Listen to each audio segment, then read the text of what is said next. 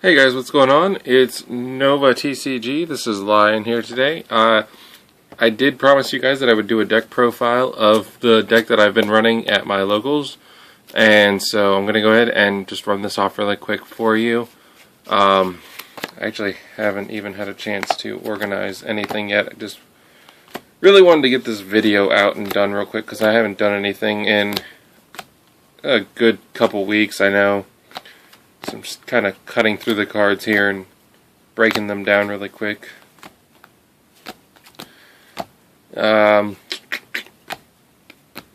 yeah, this deck has been running pretty good at locals.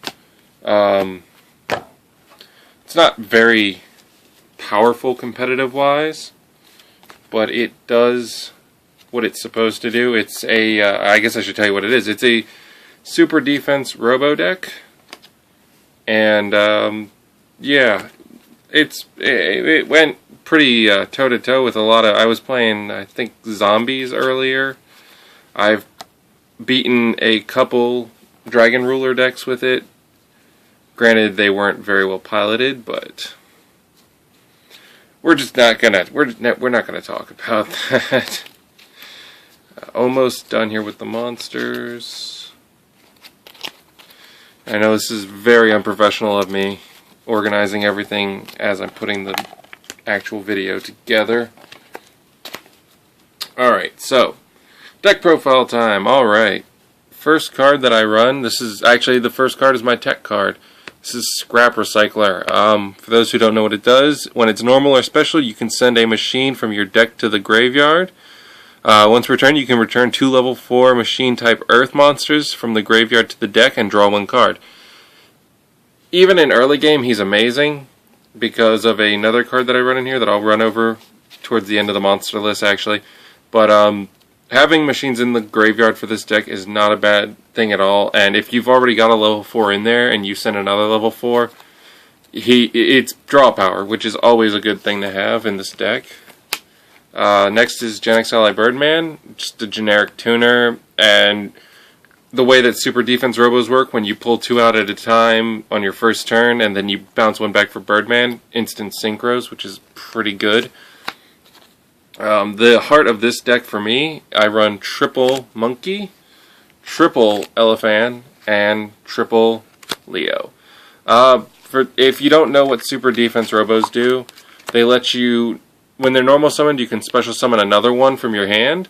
For Leo, he has an effect that works with Monkey. So Monkey will pull a Super Defense Robo from the graveyard to your hand, and if you've played Leo, special summoned from Monkey's normal summon, when you pull that card back from the graveyard, you can special summon it instantly. So if I pull Monkey back, I get that overlay into level 4 instantly.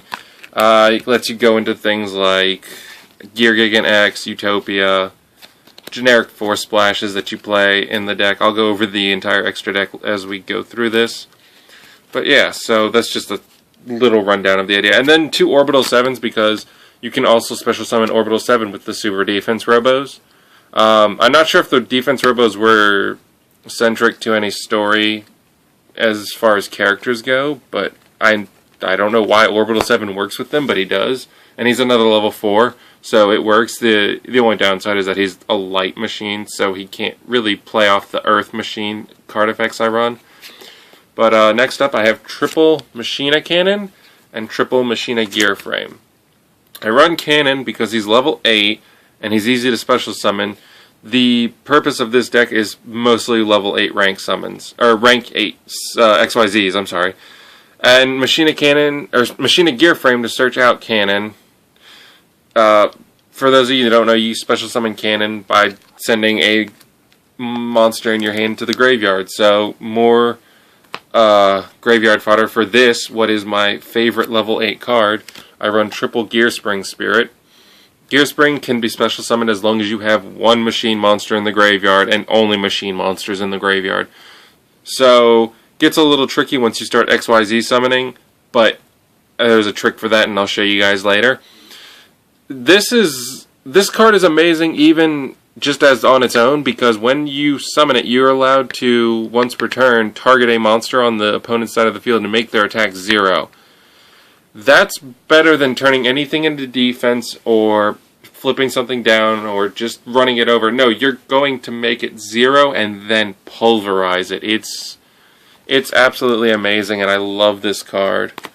It's a little gem from Hidden Arsenal 7 that a couple machine players, especially Machinas and Geargerianos, their deck players, they caught on to this, and it's amazing. The last 3 monsters I run are triple Gadgetron Dragon.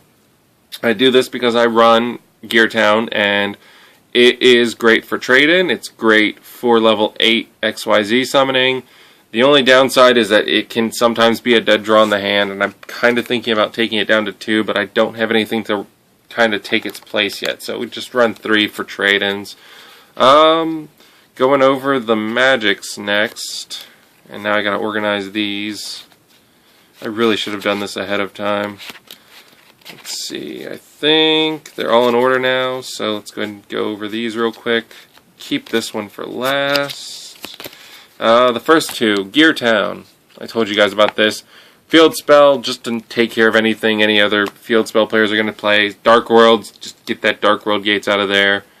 And definitely, I don't like Spellbook Tower. I know it's bad to blow it up, but I'd rather have Geartown on the field. Plus, it does work with Gadgetron. If you have managed to pull 1 monster out, you can normal summon Ancient Gadgetron next for only 1 tribute, which is never a bad thing. I run triple MST because I don't really have a justification for it. It's just the way our meta works over here. It's always good to have back row destruction. I've seen a lot of skill drain players out there, and it's better to have it than not to have it. And I don't really run a side deck for this, so whatever's in here is in here. Triple trade-in, as I said. There's lots of level 8 targets in here, so trade-in's amazing, and the draw power is always welcome. A couple of silly little cards here. First off, the last staple is my Dark Hole. I run 1 Iron Call, although I'm thinking about taking this out too, just because you have to have a machine already on the field to play it, which kind of makes it situational, and sometimes it doesn't work out for you. But if you do have a level 4 and you can Iron Call it back, it makes okay for pulling level 4 ranks. Machine Duplication, because Orbital 7 fits it, and he's actually the only target right now that fits it. I used to run triple Ducker Mobile Cannon, and he was a good target for it too, plus it meant instant level 3 XYZs.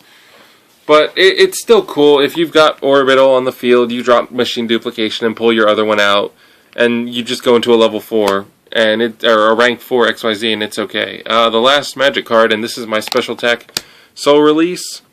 Soul Release will get rid of anything that's not machine in your graveyard. It will also hinder Light Sworns, Dark Worlds. It's come in a lot of hand. I have won games with this card, I cannot lie to you. Just for opening with this card and saying, no, there shan't be any Graphas in the graveyard, or no, I don't want you to play Judgment Dragon. The last thing is 4 traps, only 4. I run 2 Mirror Force because, God help me, I need that backup. 1 Bottomless because I can only run 1, I would be running 2.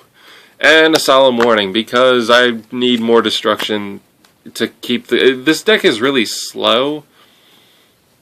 I shouldn't say it's slow. It starts off slow if you can't get a good hand, but it picks up really fast, and if you can get good momentum, you can end the game in 2-3 turns, no problem. I'm going to go over some of the extra deck. I actually am missing 2 cards from this right now, but I'll fill you in on that right now. The Geargeriano X, you want to run 2 of them. He searches out machines, which makes finding the right Super Defense Robo for your hand perfect, and even if you don't have one and you need one, there you go. If you have Super Defense Robos in the grave and you want your last monkey to pull one of them back, Geargeriano really helps you out. For a level 7 synchro, I play Gen X Ally Triforce just because when you're tributing Earth monsters, your opponent can't activate effects until the end of the damage step. And let's see, light says that you can select a light monster in your graveyard and special summon it face down. So you only run Orbital 7, it's the only light monster, but if you're low on resources, any special summon is a welcome special summon.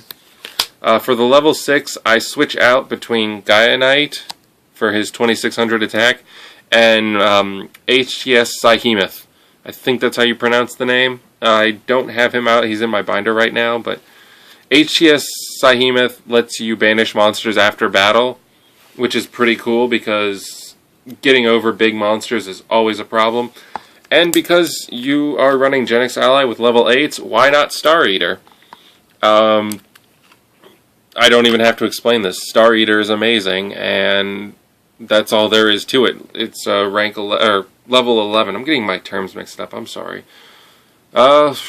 Just taking a quick gander over here. So I usually run a Utopia. That's also not in this side deck at the moment, but for 4 I have Gemnite Pearl, and the rank 3s I run a Leviair because some monsters do get banished, and it's always good to be able to pull them back, especially with Soul Release. And then Fortune Tune, because I don't really care for his life point advantage.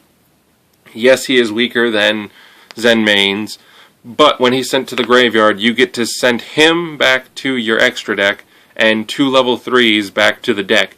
That's recyclability for your super defense robos, which is seriously helpful in late game if you're running low on cards to draw. And then all the level 8s. I only run 2 Googly Eyes. I'm between 2 and 3 at the moment.